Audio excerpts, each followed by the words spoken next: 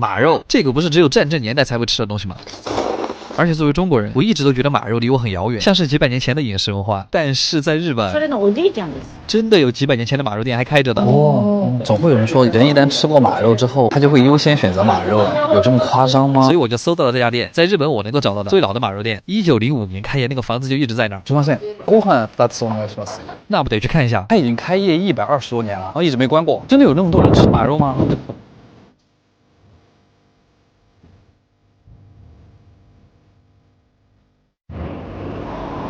すみません、15時予約した理由です。这家店在吉原，继父太郎的妹妹当年就在这儿打工，菜单就是墙上这些了，只卖马肉。你要是吃不惯，还没别的吃。反正也没吃过，我把他们家这个全部点了一遍。好了，今天废话太多了。第一个菜就是非常重磅的生马肉，这个是生拌马肉，把鹌鹑的蛋液裹匀就可以吃了。当然这个有照烧的调味，我还没尝出马肉的味道就吞了。马肉刺身的味道就很清晰，入口是非常清爽淡雅的感觉，蘸不蘸酱油都可以。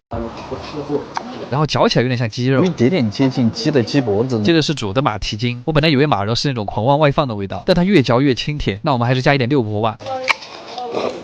对了，我也450多万的关注了，这次给大家一点惊喜，我特意跟官方申请拿出了1000台正品苹果13手机，都是全新带发票，还支持国行正品全国联保。不过呢，颜色随机，数量有限，刷到就是缘分。为了公平起见，我在拼多多建了一个专属链接，在评论区置顶了，想要的可以赶紧去抢。好了，继续吃菜，这是马腿肉配海胆，有点像校霸和语文课代表谈恋爱，你以为是威逼利诱，但实际上两情相悦。我的意思就是这两个味道很配。然后是马肉牛排，煎马肉也是一种非常常见的吃法，马肉纤维里面的脂肪很少，完全不像和牛，然后它也会自带一股淡淡的坚果味道，也不知道它用的是肉马还是野马。然后就是我们今天的重头戏，马肉寿喜烧。然后这一盘肉是2人份，22000日元。第一盘是纯纯的马肉脂肪，也是我觉得马身上最好吃的地方，吃起来像是轻盈版的鹅肝，肥油虽然会挂在你的舌根，但是你并不会觉得很腻。